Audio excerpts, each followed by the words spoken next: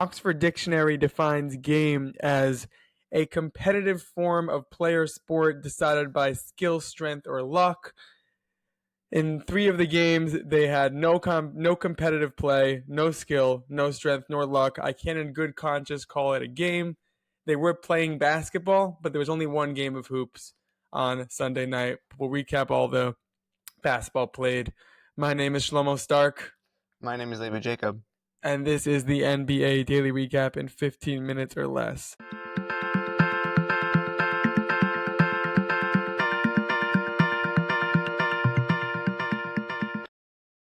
I'm proud of that one. It was a good bit.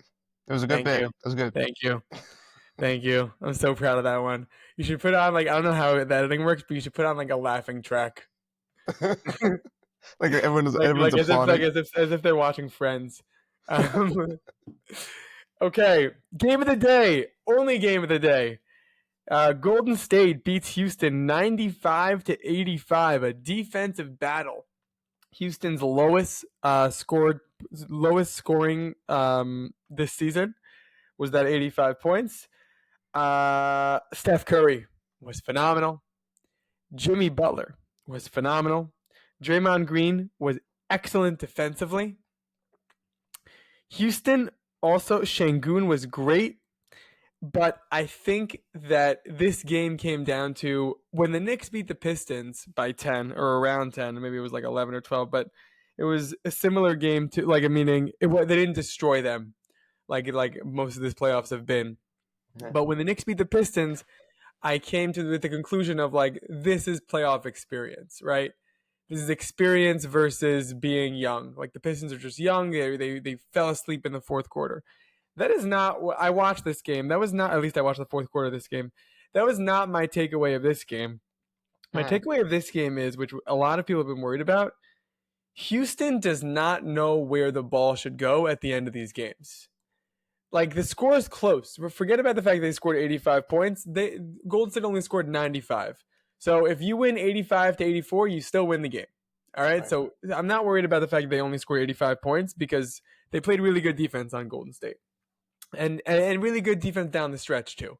They have really good defenders. But the Warriors down the stretch, it was as like Draymond, Pajamski, Moody, they kind of knew, get it to Curry, get it to Butler, and if anyone's open, they can shoot.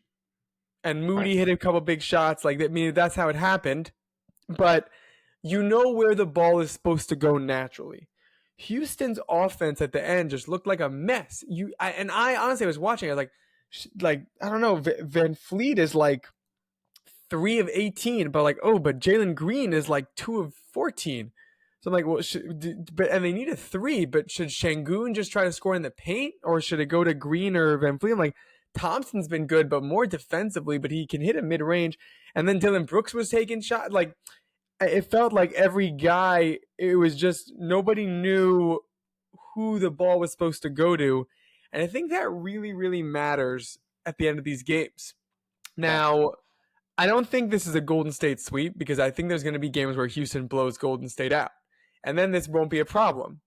Because I think if you actually look for the first, well, I guess, meaning like the Houston won 2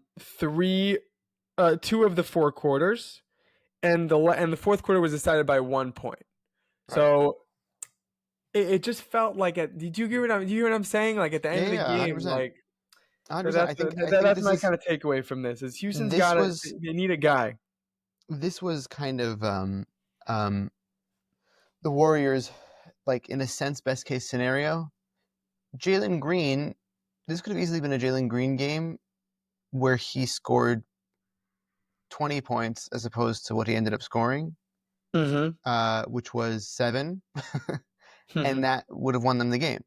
Like, they need a reliable scorer. That's why everyone's mocking KD to the Rockets, because if they had a reliable scorer, this team would be incredible. They're just all of their their primary scoring options are just too unreliable.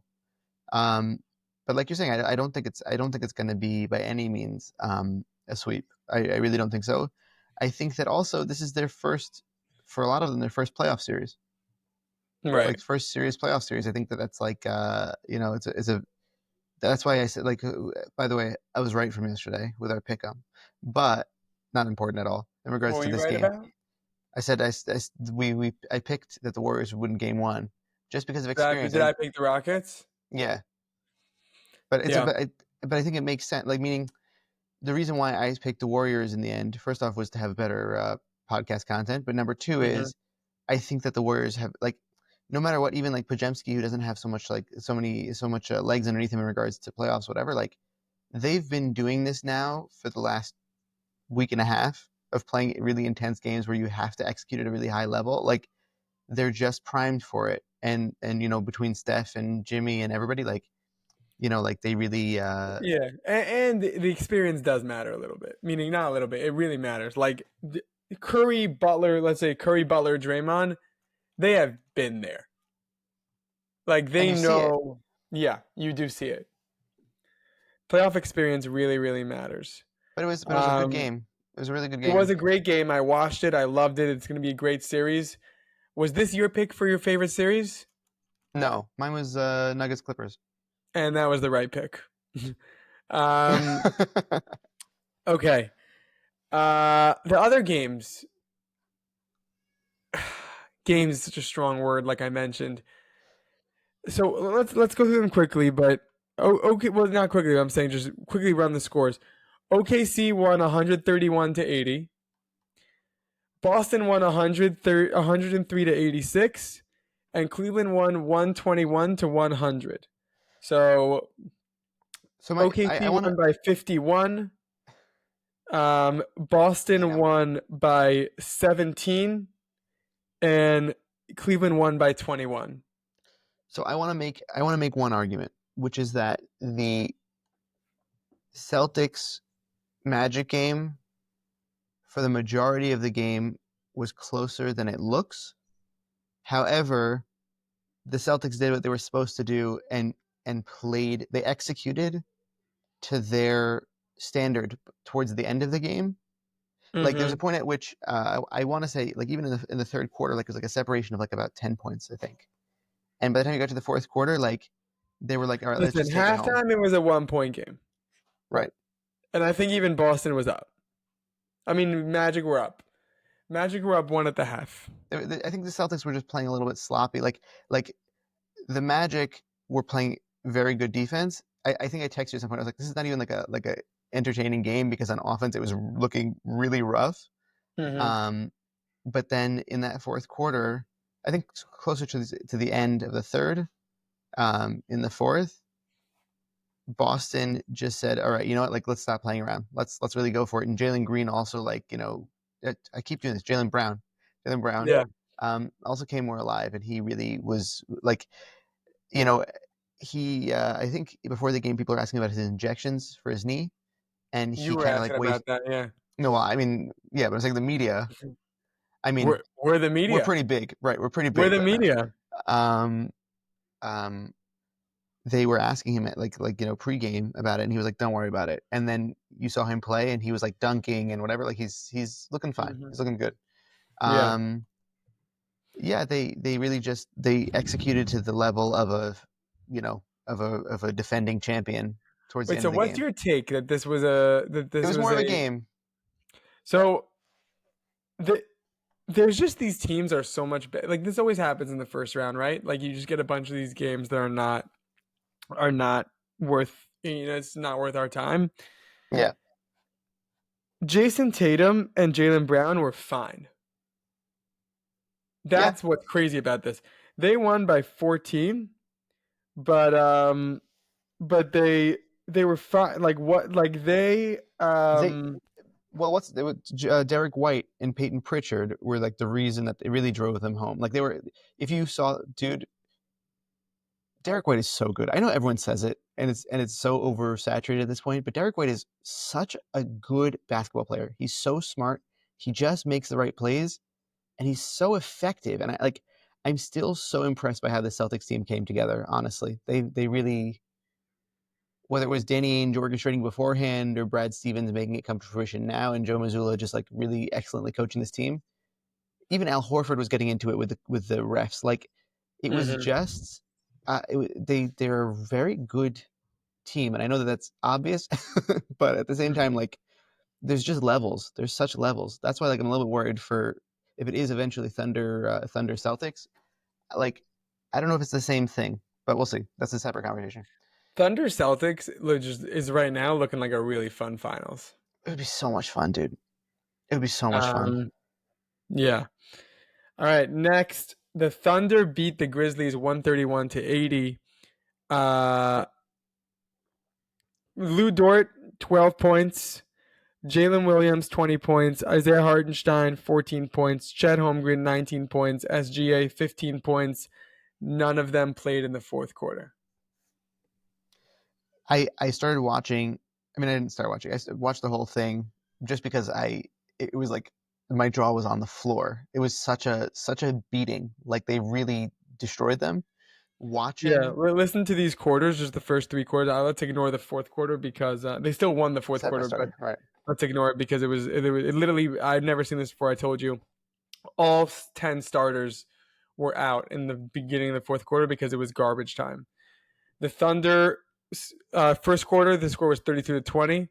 Second quarter, the score was 36-16, and the third quarter, the score was 44-27. Watching SGA, he was not. I mean, he's fine, but the game that he played was not fine. And regardless, they did this to the Grizzlies. Yeah, he shot 4 of 13 and 1 of 7 from three.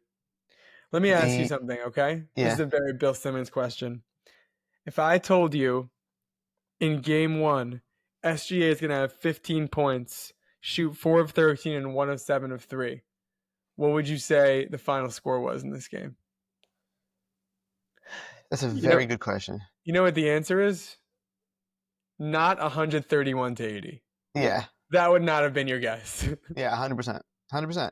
Like Yeah. meaning, I would think that the Grizzlies had it in them to put up a little bit more of a fight. Like you have these all NBA players, you have all stars on this team. Ja's looking like healthier again. Like they didn't have any answers, and Lou Dort was out there like Mhm. just 3-and-D to the max.